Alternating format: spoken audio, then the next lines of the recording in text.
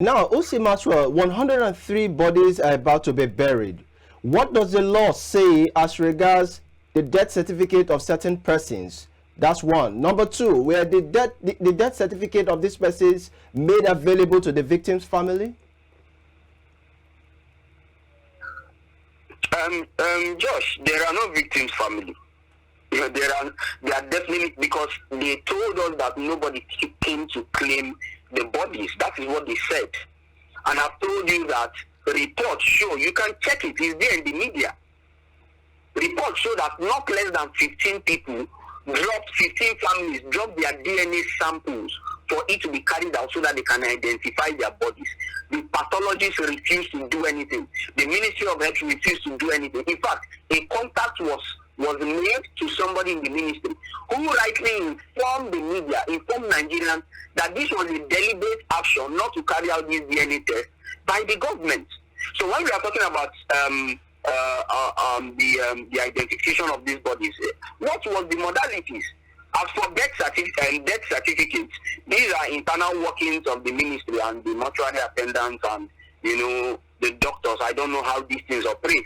If they created death certificate, of course, there are no names to these bodies. So if you are creating a death certificate, what is the name that will be on this certificate?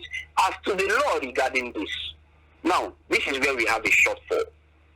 They will come and hide under the auspices that they have released a communique for people to come and claim these bodies and that nobody claimed them, therefore they are permitted to bury the bodies. Of course, I will not expect mortuaries to continue to keep bodies for years. It's been 3 years to continue to keep bodies for years. But what we should be questioning now is not even the legality of the mass burial, is the failures of government after killing her citizens. In line with the provisions of the law, the primary duty of government is the protection of lives and properties. There is a reason why the lawmakers even made the protection of lives the priority, and it came first. The protection of lives and properties. So if the government cannot be seen to be protecting lives and properties, what can we say as citizens?